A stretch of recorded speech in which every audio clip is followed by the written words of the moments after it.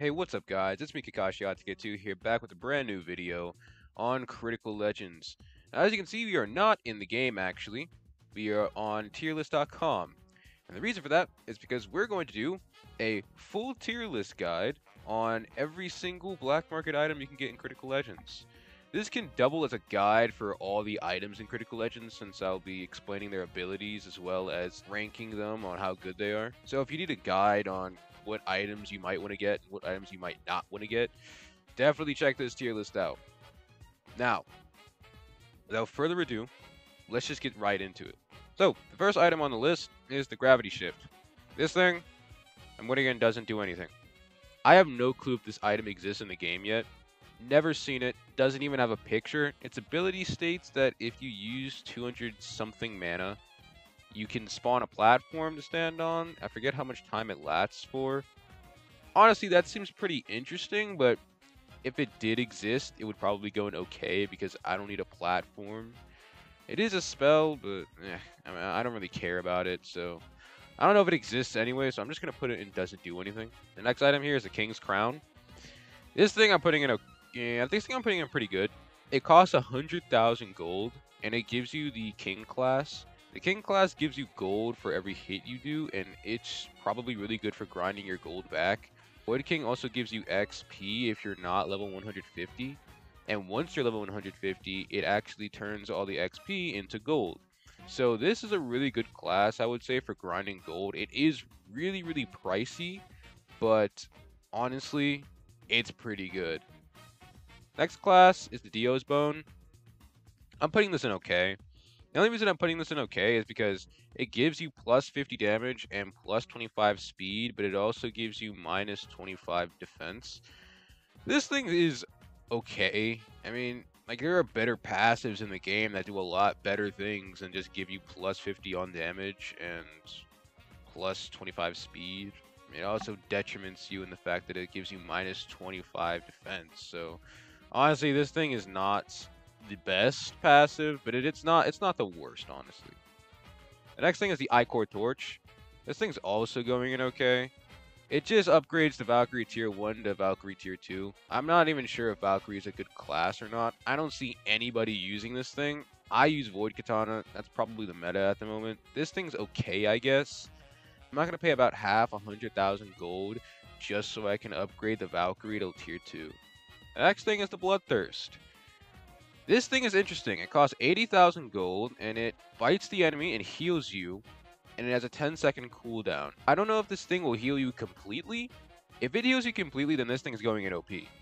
But I don't know yet. I'm gonna put this thing in pretty good for now. I don't know if it heals you completely, which is the problem here. If it heals you completely, this thing is OP.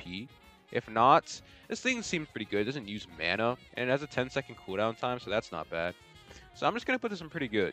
Next, we have Shieldbreaker. And honestly, this thing is between not worth your gold and OP. It breaks the defense of whatever enemy you're fighting.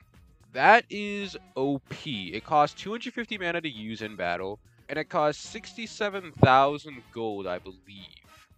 This thing is pretty OP in theory, but at the same time, if defense isn't really a matter to worry about in the game, then I might put this thing in not worth it.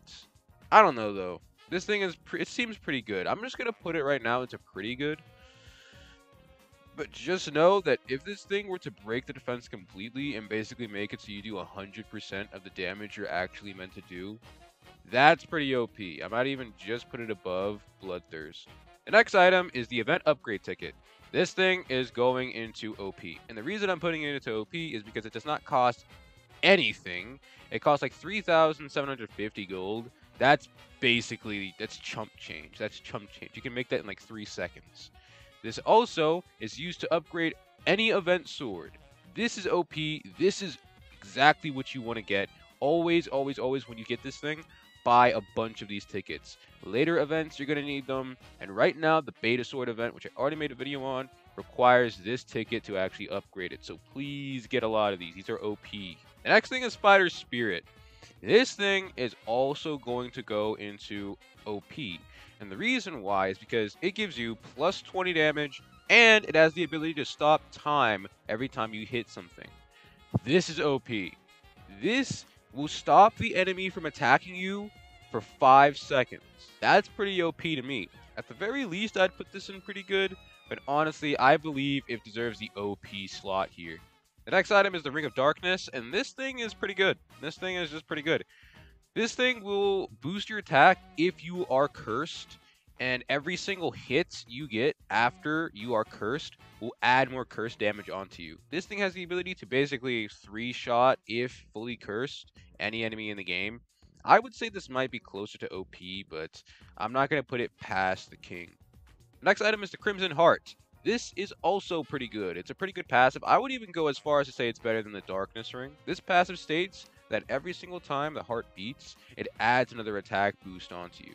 So instead of having to hit actual crystals in order for you to get the curse effect, you literally just have to walk around and you'll get the effect. I do not think it stacks, but at the same time, this thing can be pretty OP.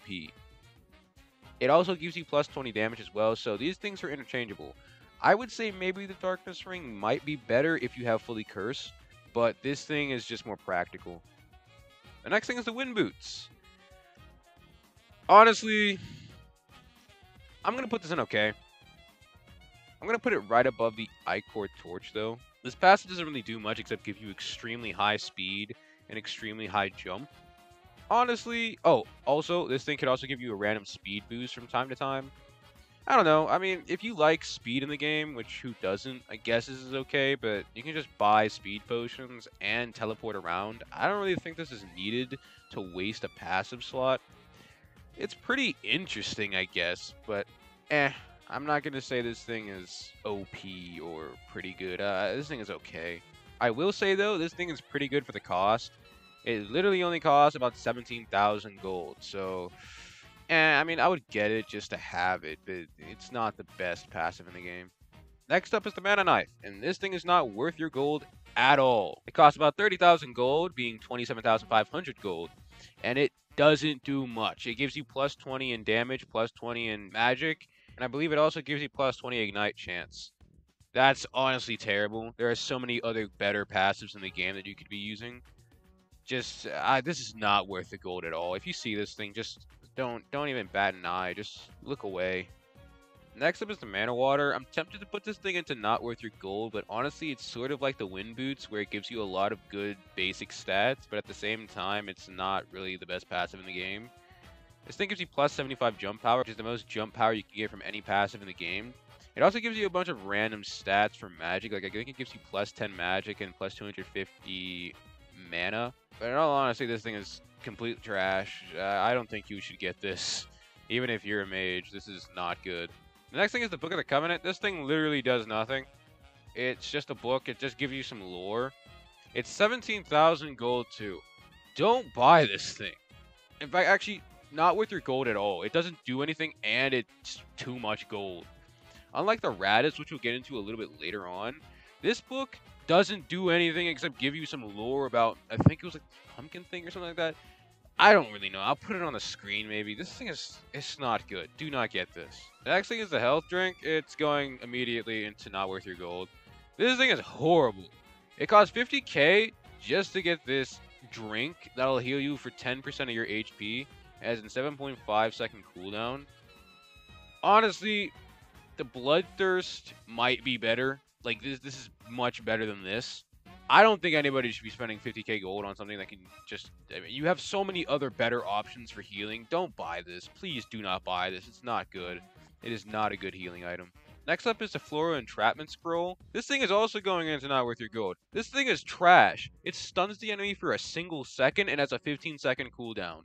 We have so many... Like, look at the Fighter Spirit up here. This thing can stop you for 5 seconds and gives you plus 20 attack. This thing doesn't do a single thing. This thing is trash. Never buy this. Although it's a little cheap, this thing is terrible. Do not buy this item. Next thing is Chop, and this is immediately going into okay. Maybe high tier okay. I mean, it's like Punch, except a little better. It chops the enemy in half, is what its description says. I would assume that it chops the enemy's health in half. It does not. It does not do that. So this thing is okay, I guess. It's not the worst spell in the game, but it's not the best by far. Next is HP. This is an interesting one, actually. I'm gonna put this into pretty good. Actually, you know what? I'm tempted to put it into OP. But I'm putting it into pretty good. I'll put it like maybe high tier, but yeah. I'll put it like right here. Health is an interesting case. Health gives you 25,000 health, but it also gives you minus 1,250 defense. This thing is okay, I guess. I mean, you're going to be constantly taking damage, but it'll probably last you the whole fight. If you don't have any good healing items with you, or have any good ways of healing yourself, please just don't get this thing. Like, it's not worth it for you. But if you know what you're doing in the game, honestly, this isn't bad. I mean, it's not the best passive in the game by far. It does not age you in any single way. It just gives you a bunch of health and gives you basically no defense. It gives you negative defense, actually. But it's okay, I guess. I'm not going to put it in okay. Should I put it in okay? I'll put it in, like, very high tier okay. This thing is okay. This thing is pretty good / okay.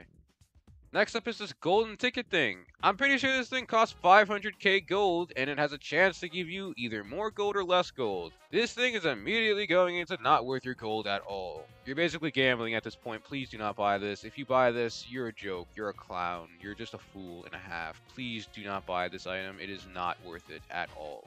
Next up is the Holy Cross, and honestly, this thing's pretty good. I'm not going to put it up there, but this thing's pretty good.